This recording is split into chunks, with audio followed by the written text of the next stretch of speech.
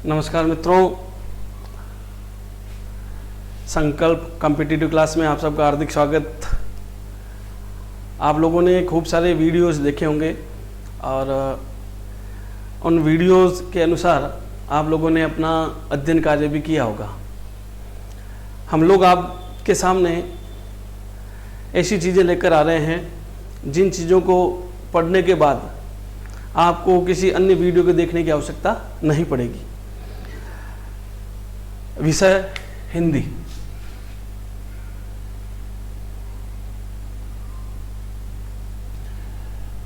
सबसे पहले हमारे सामने इस बात का पूरा एक विवरण होना चाहिए कि किस प्रकार से हम लोगों को कंपटीशन क्लास को पढ़ना चाहिए। हम केवल और केवल किताबें खोलकर या वीडियो देखकर पढ़ाई करना शुरू कर देते हैं। उससे पढ़ाई सही ढंग से होना संभव नहीं है। क्यों संभव नहीं है? क्योंकि आपको ये पता होना चाहिए कि किस प्रकार से हम लोगों को विषय को याद करना है, किस प्रकार से हम लोगों को विषय को समझना है। तो मैं आज आपके सामने सबसे पहला विषय यही रख रहा हूँ कि हिंदी विषय, और इस हिंदी विषय में कौन से विषय हैं जिन विषयों को हम लोग याद करें और पढ़ें।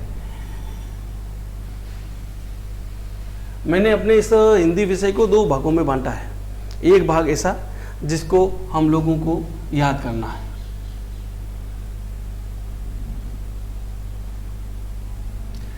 दूसरा भाग कौन सा है? दूसरा भाग है जो हमें समझना है।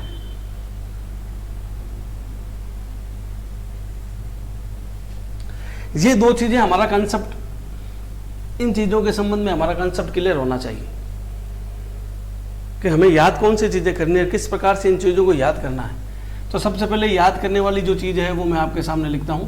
सबसे पहले आपको याद करना होता है पर्यायवाची शब्द याद करने पड़ेंगे।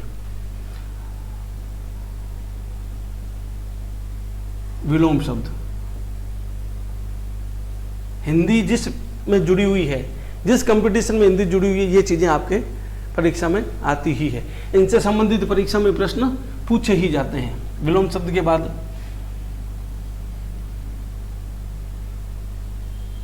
वाक्यांश के लिए एक शब्द, जिसे हम लोग वन वर्ड बोलते हैं। उसके बाद हम लोगों को याद क्या करना है? तीन चीजें याद हो गई। फिर युग्म शब्द। उसके बाद हमें याद क्या करना है? उसके बाद हमें याद करना है लोकोक्ति।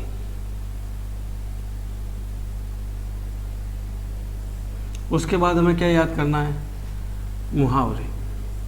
उसके बाद हमें क्या याद करना है?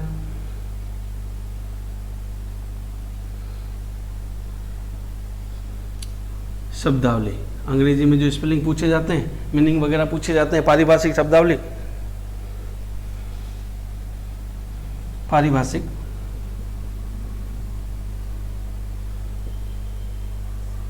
पारिभाषिक शब्दावली, ये हम लोगों को याद करना होता है। मूल ये जो चीज़ें हैं, ये चीज़ें हमारे पाठ्यक्रम में याद करने के लिए आती हैं। इनको हम लोगों को याद करना ही होता है। अगर हम नियमित रूप से ये तय कर लें कि हमें रोजाना एक टॉपिक के 5, तो आप सोचिए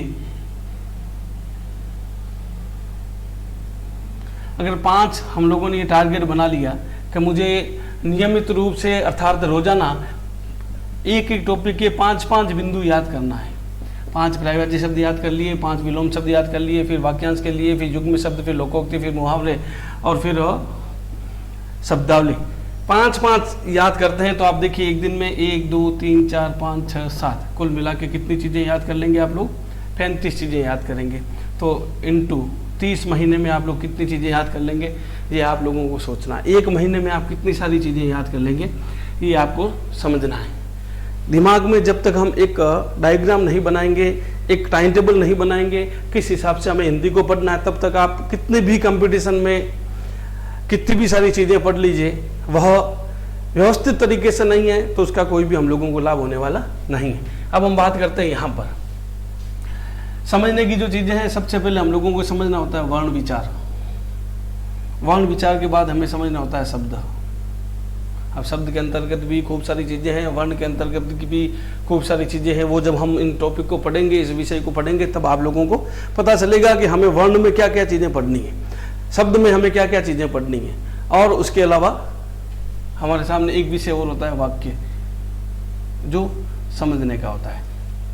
अब शब्द के अंतर्गत ही हम लोगों को खूब सारी चीज़ें समझनी होती है।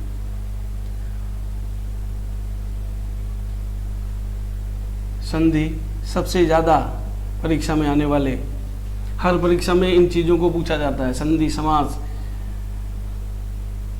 उपसर्ग, प्रत्यय, ये सारी चीज़ें समझी जाती है। वाक्य के संबंध में भी खूब सारी चीज़ें पढ़ी जाती है। पदबंध जो रीट की परीक्षा में पूछा जाता है, अधिकांश लोग इसके प्रश्नों को गलत करते हैं, पदबंध को।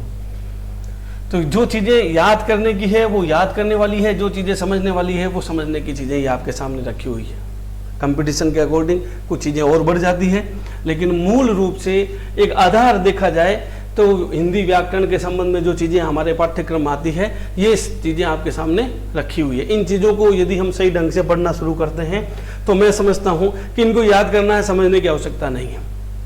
इनको समझना है, याद करने की आवश्यकता नहीं है। यदि इस प्रकार से हम लोग काम करते हैं तो मैं समझता हूं कि अभी तक एलडीसी की जो परीक्षाएं हुई है, सेकेंड ग्रेड,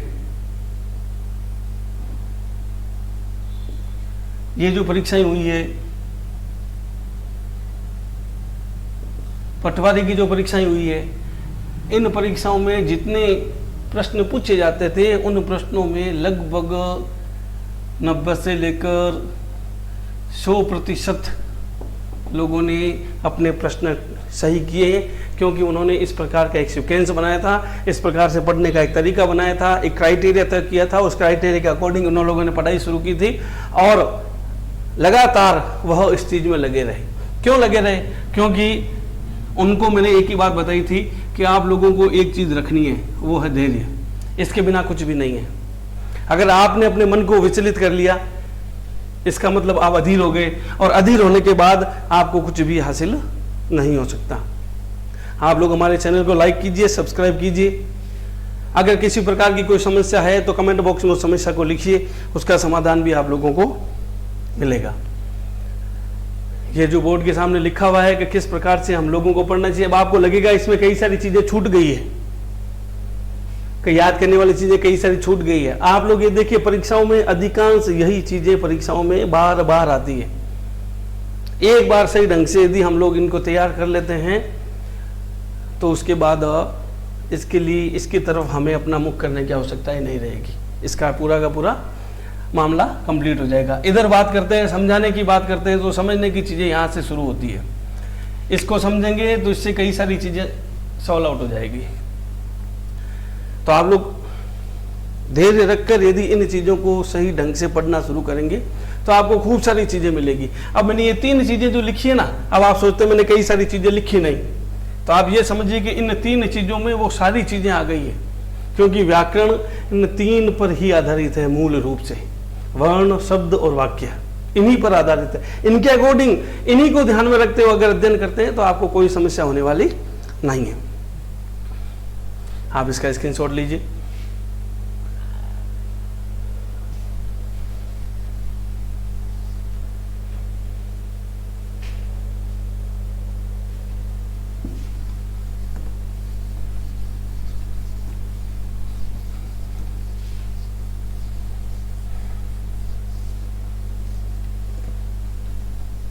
चलिए, आज हम अपना पहला विषय प्रारंभ करते हैं, वह वर्ण।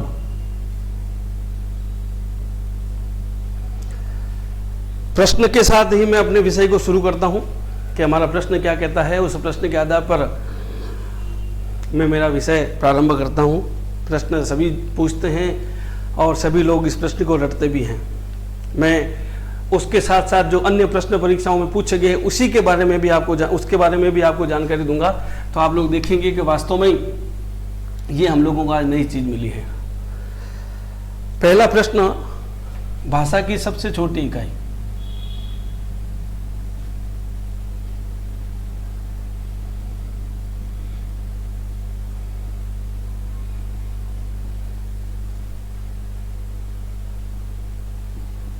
कौन सी है? तो अब आप लोगों के दिमाग में सीधा सीधा जाएगा भाषा की सबसे छोटी इकाई है वर्ण। यही उत्तर आपके दिमाग में आ रहा है, क्योंकि मैंने सबसे पहले ये लिख दिया था और लिखने के बाद आप लोगों से प्रश्न किया था कि भाषा की सबसे छोटी इकाई कौन सी है, तो आपका उत्तर था वर्ण। लेकिन हाँ, इसके अलावा मेरा एक और प्रश्न है, भाषा की सबसे छोटी इकाई कौन सी है जिसका रूप प्रश्न को बदला है? भाषा की सबसे छोटी इकाई कौन सी है जिसका रूप मौखिक? अब थोड़ा सा दिमाग में प्रश्न नया बनते ही आपको कैसा लगा, अरे ये ऐसा कैसा प्रश्न आ गया, ये भी परीक्षा में प्रश्न पूछा हुआ है। तो भाषा की सबसे छोटी इकाई मौखिक कौन सी है? ध्वनि, क्योंकि केवल जिससे आवाज निकलती है सबसे छोटी इकाई ध्वनि है। अब मैं आपसे एक और प्रश्न करता हूं कि वर्ण को और किस नाम से पुकारा जा सकता है, तो आप उत्तर क्या देंगे? अक्षर।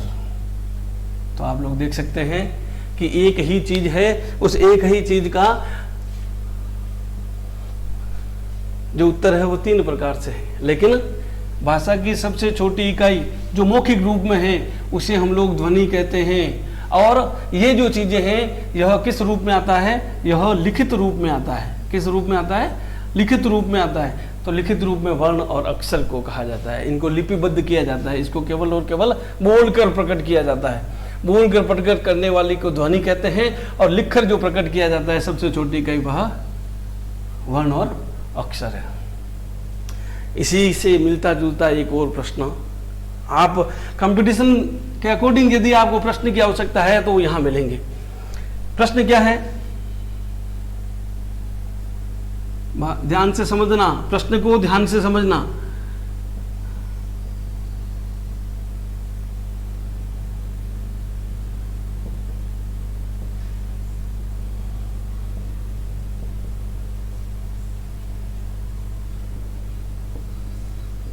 हाँ बताइए, भाषा की सबसे छोटी इकाई जो सार्थक है। बिल्कुल, सोच के उत्तर देना है, समझ के उत्तर देना है। एक शब्द का ही खेल है, एक शब्द का ही खेल है और उस एक शब्द के अनुसार ही इसका उत्तर बदल जाएगा। जी हां, मिल गया होगा आपको उत्तर। भाषा की सबसे छोटी इकाई जो सार्थक है, वर्ण और अक्षर, इनके कोई अर्थ नहीं होते। भाषा की सबसे छोटी इकाई जो सार्थक है उसे हम लोग कहते हैं शब्द। ये महत्वपूर्ण प्रश्न है और कंपटीशन में ये प्रश्न आया हुआ भी है। तो मैंने आपको पहले ही कहा था कि वही चीज मिलेगी जो चीज आपको परीक्षा में पहले पायदान पर रखेगी। तो आप लोग अगर सही ढंग से इसकी तैयारी करते हैं, सही ढंग से आप इसका अध्ययन करते हैं और नियमित रूप से पूरी क्लास अटेंड करते हैं, तो मैं समझता हूं कि आपको कंपटीशन से कोई भी दूर नहीं कर सकता। आपका नंबर इस विषय के अकॉर्डिंग आकर ही रहेगा। आप इन प्रश्नों को अपने कॉपी में लिख सकते हैं, इसका स्क्रीनशॉट लीजिए। चलिए, अभी मैंने आपको 3 प्रश्न बता दिए। भाषा की सबसे छोटी इकाई वर्ण, अक्षर और ध्वनि। भाषा की वह सबसे छोटी इकाई जो लिखित रूप में लिखी जाती है उन्हें वर्ण और अक्षर कहते हैं। ये लिखित रूप है। और ये जो चीज है ये मौखिक रूप है। अब ऐसे भी प्रश्न परीक्षा में आने लग गए। तो प्रश्न जब आते हैं तो उत्तर जो विकल्प जो दिए जाते हैं वो सबसे महत्वपूर्ण है। वो क्या करेगा? भाषा की सबसे छोटी इकाई जो मौखिक रूप में प्रकट की जाती है, आपको उत्तर देगा वर्ण, दूसरा ऑप्शन देगा अक्षर और तीसरा ऑप्शन आपको देगा ध्वनि और चौथा जो आपको विकल्प देगा वह देगा सभी। अब मेरे भाइयों, आप लोग तो सभी को ही करोगे क्यों? क्योंकि आप केवल प्रश्न को अधूरा पढ़ेंगे। भाषा की सबसे छोटी मौखिक इकाई कौन सी है? मौखिक को भूल जाएंगे। आप केवल इतना पढ़ेंगे, सबसे छोटी इकाई तक पढ़कर छोड़ देंगे, वह मौखिक शब्द को आगे जोड़ देगा। आगे जोड़ दी, आप उसको नहीं पढ़ेंगे और आप कहेंगे सभी हो गया। यहां आकर हम मात खा जाते हैं। क्यों? क्योंकि अधिकांश लोगों की वो थोड़े से एडवांस चलने की कोशिश करते हैं, और एडवांस चलने की कोशिश करने की वजह से वो प्रश्न का अध्ययन पूरा नहीं करते, प्रश्न को पूरा नहीं पढ़ते, यहां तक कि वो विकल्प को भी पूरा नहीं पढ़ते। ना तो प्रश्न को पूरा पढ़ते हैं, आधा हिस्सा प्रश्न का पढ़ते हैं, आधा हिस्सा विकल्प का पढ़ते हैं, और इनको पढ़ने के बाद वो अपना उत्तर दे देते हैं। इस वजह से बाहर आकर उन्हें अफसोस के अलावा कुछ भी नहीं मिलता। तो भाइयों, आप लोगों को कंपटीशन की तैयारी में, मैंने आपको पहले कहा था, अब भी इस शब्द को मैं सबसे पहले लिख देता हूं, क्योंकि यह सबसे महत्वपूर्ण शब्द है। ये नहीं है तो कुछ भी नहीं है, अगर धैर्य नहीं है तो कुछ भी नहीं है। चलिए आगे पढ़ते हैं। वर्ण और अक्षर। वर्ण की परिभाषा आ गई, या ध्वनि की या अक्षर की परिभाषा आ गई कि भाषा की सबसे छोटी इकाई को वर्ण कहते हैं, और ये भी कहते हैं कि जिसके टुकड़े नहीं किए जा सकते, जिसके खंड नहीं किए जा सकते, उसे वर्ण कहते हैं। परिभाषा आपको ध्यान में आ गई। अब हम बात करते हैं इसके भेदों की। वर्ण के भेद कितने हैं? अब आप ये भी सोचते होंगे ये सारी चीजें तो हमें आती है, लेकिन मैंने जो प्रारंभ में प्रश्न दिए थे, क्या वो सारे प्रश्न आपको आ रहे थे? आ रहे थे तो बहुत बढ़िया है। और मुझे लगता है ऐसा कि कई लोगों को तो ये प्रश्न नहीं आ रहे थे, उन्हें पता ही नहीं था कि इस प्रकार के भी प्रश्न कंपटीशन में बनाए जाते हैं। क्या? बिल्कुल, ये जो प्रश्न मैंने आपको दिए थे वो कंपटीशन क्लास में बनाए जाते हैं। अब हम बात करते हैं वर्ण और अक्षर या ध्वनि की भेद कितने हैं। तो यहाँ वर्ण अक्षर ध्वनि के भेद दो हैं। पहला स्वर, दूसरा व्यंजन। आज स्वरों की बात करते हैं, परिभाषा ले लेते हैं। ऐसी ध्वनि जो निर्बाध रूप से बोली जाती है, अर्थात जिनको बोलने में किसी की भी सहायता लेने की आवश्यकता नहीं है। अब हम सोचते हैं भी सहायता किसकी लें, तो मूल रूप से तो सहायता किसकी ली जाती है? या तो हम दूसरे अक्षरों की सहायता ले लेते हैं, जैसे व्यंजन की सहायता ले लेते हैं, उसकी सहायता लेने की आवश्यकता नहीं है। इसके अलावा ये सहायता की बात करता है बोलने के जो स्थान है एक, उसके आधार पर भी हम लोग आगे इसका अध्ययन करेंगे। व्यंजन की ये सहायता लेता नहीं है, स्वतंत्र रूप से इनका उच्चारण होता है, निर्बाध रूप से ये बोले जाते हैं। अब कंपटीशन में जो प्रश्न पूछे जाते हैं, परिभाषा मैंने आपको बता दी। स्वर की परिभाषा क्या है? जिनका उच्चारण निर्बाध रूप से होता है।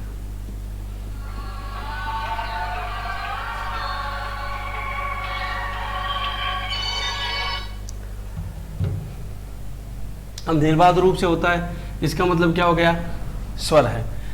परीक्षा में जो प्रश्न आता है वो सबसे महत्वपूर्ण प्रश्न है। स्वरों की संख्या, यह सबसे महत्वपूर्ण प्रश्न है।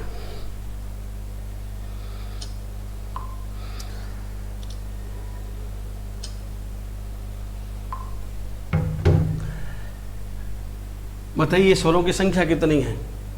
अधिकांश लोग स्वरों की संख्या 13 बताते हैं, कई लोग 12 ऑप्शन दे देता है। 4 ऑप्शंस आपको मैंने दे दिए, 13, 12, 14 और 11। इनमें से कौन सा विकल्प सही होगा? जिनको आ रहा है वो सीधा सीधा उत्तर क्या करेगा? स्वरों की संख्या है 11। यदि हम संख्या की बात करें स्वरों की संख्या की, तो संख्या 11 है। अब आप लोग सोचेंगे स्वरों की संख्या 11 है तो बाकी चीज़ें क्या होगी? तो मैं यहाँ स्वरों को लिखता हूँ।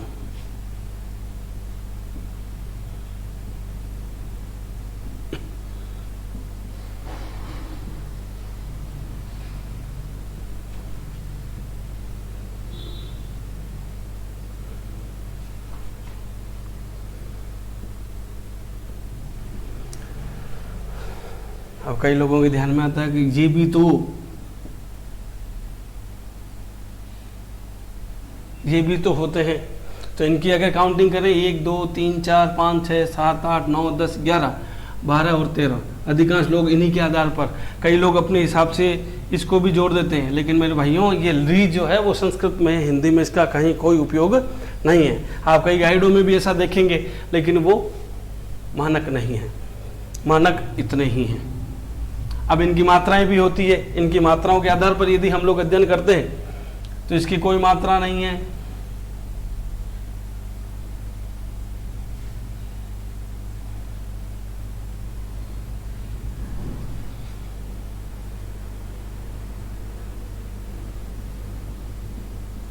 ये इनकी मात्राएं हैं, ये मात्राएं, ए की कोई मात्रा नहीं होती और ये बाकी इनकी मात्राएं हैं। अब हम इसके आगे अध्ययन करने की कोशिश करते हैं तो आपको लगेगा अंग और अह कौन कौन सी चीजें हैं। तो अंग, ये अनुस्वार इस प्रकार से होता है और विसर्ग इस प्रकार से दर्शाया जाता है। इनको केवल और केवल दर्शाने के लिए, ये चीज आपको समझनी है, इनको दर्शाने के लिए यहाँ पर अंग का प्रयोग होता है और विसर्ग को दर्शाने के लिए अ का प्रयोग करते हैं। यहाँ भी अ लिख देते हैं, यहाँ भी अ लिख देते हैं, केवल और केवल इनको दर्शाने के लिए ऐसा करते हैं। कभी इनको, वरना क्या होता है, अगर इनको ऐसे लिख के छोड़ दें तो कई लोग समझ ही नहीं पाएंगे, कई लोग तो इसे एक प्रकार का विराम चिन्ह ही मान लेंगे। तो आप लोग सोचिए कि इसे ऐसे लिख नहीं सकते, तो इनको दर्शाने के लिए कि इनका रूप कहाँ और किस प्रकार से उपयोग में आता है, इसलिए इसके आगे अ और इसके आगे अ लिखकर छोड़ देते हैं। अब कई लोग सोचते हैं कि भाई ये यदि ईश्वर नहीं है तो इनको क्या कहेंगे, अयोगवा। ये किसी के साथ योग नहीं करते, इसलिए इसको अयोगवा कहते हैं। ये दो ध्वनियां हैं, याद कर लीजिए, अंग और अह, अंग और अह, यह अयोगवा है। अनुस्वार और विसर्ग ये अयोगवा के अंतर्गत आते हैं, इसलिए ईश्वर नहीं है। मैं यहाँ इनको हटा देता हूँ। अब हम बात करते हैं, आज केवल स्वरों के एक भेद के बारे में अध्ययन करेंगे, उसके बाद स्वरों के खूब सारे भेद हैं, उनका अध्ययन बाद में। पहले आपको सामान्य जो बेसिक जानकारी है वो आज बेसिक जानकारी, उसके बाद स्वर विषय का टॉपिक हम अलग से पूरा का पूरा और लेने वाले हैं। पहले आज बेसिक और उसके बाद कल हम इस स्वर के टॉपिक को विस्तार से लेंगे। अब हम बात करते हैं इस स्वरों की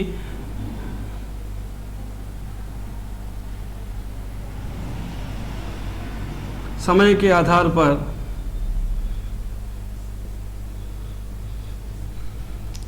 समय के आधार पर स्वर के भेद, समय के आधार पर स्वर के भेद, यानी उच्चारण में, उच्चारण करते समय जो समय लगता है, टाइम लगता है, उसके आधार पर स्वरों के मूल रूप से 3 भेद बताए गए हैं। कौन कौन सा है? सबसे पहले तो है, इनको इधर लिख देता हूं मैं ताकि आपके लिए आसानी रहेगी। 3 भेद बताए गए हैं। कौन कौन सा है? सबसे पहले तो आ गया दीर्घ, ह्रस्व, उसके बाद दीर्घ और उसके बाद प्लुत। ये 3 भेद किसके आधार पर है? किसके आधार पर है? समय के आधार पर।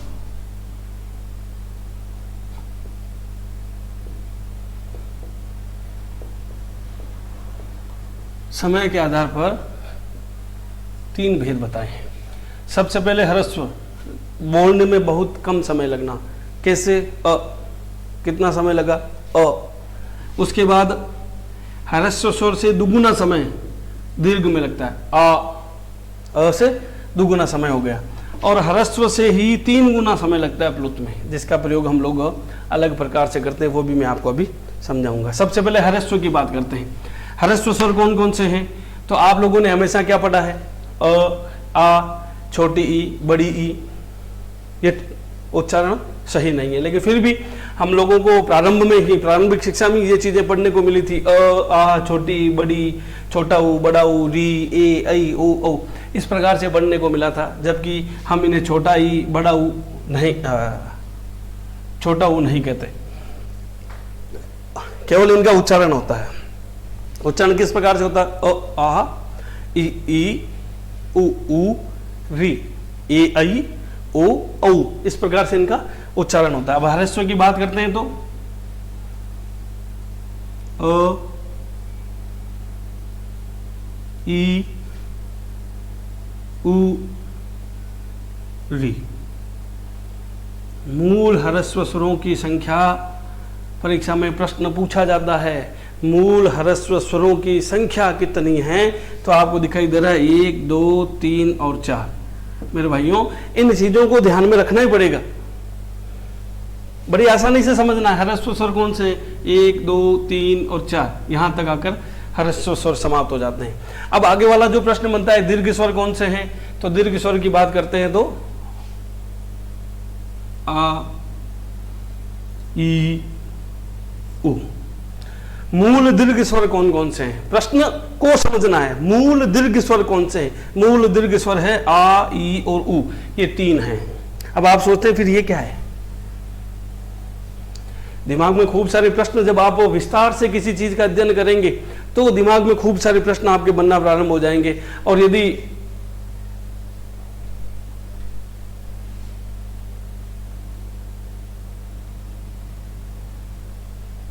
जी देखिए, विस्तार से यदि हम इसका अध्ययन करते हैं तो कोई समस्या नहीं रहती। और अगर हमने टूटा फूटा अगर अध्ययन कर रखा है, टूटी फूटी चीजें हम लोगों ने पढ़ रखी है, तो फिर ये चीजें जब आप देखोगे तो आपको एक नयापन लगेगा। और मैंने आपको पहले ही कहा था कि हमारे जो चैनल है, हमारे चैनल में हमेशा आपको हर विषय में नई चीज प्राप्त होगी जो कंपटीशन में आने के लायक है। आ ई और उ, ये 3 चीजें दीर्घ में आती है। अब आपके दिमाग में आएगा तो फिर ये क्या है, ये 4 जो है वो प्लुत है क्या, नहीं, प्लुत में ये नहीं आते, ये प्लुत में नहीं आते। तब किस में आते हैं, 2 बातें ध्यान में रखनी है। सबसे पहली चीज क्या ध्यान में रखनी है, मूल दीर्घ स्वर 3 हैं, लेकिन ये भी दीर्घ के रूप में आते हैं, इसलिए मैंने यहां इसको बंद कर दिया है, क्योंकि ये मूल दीर्घ है, मूल दीर्घ है। अब ए आई ओ और औ, ये क्या है, ये आपको समझना है। ए आई ओ औ दीर्घ तो है लेकिन मूल नहीं है, लेकिन दीर्घ है, क्योंकि बोलने में समय ह्रस्व स्वर से दुगुना लगता है, इसलिए दीर्घ है। लेकिन इसके साथ साथ इनको और क्या कहते हैं, यह प्रश्न भी आपके जहन में एक नयापन लेकर आएगा। यह कहता है, आप लोगों ने एक चीज पढ़ी होगी, क्या चीज पढ़ी होगी, आप लोगों ने पढ़ा होगा, यहां बीच में लिख रहा हूं, संयुक्त व्यंजन।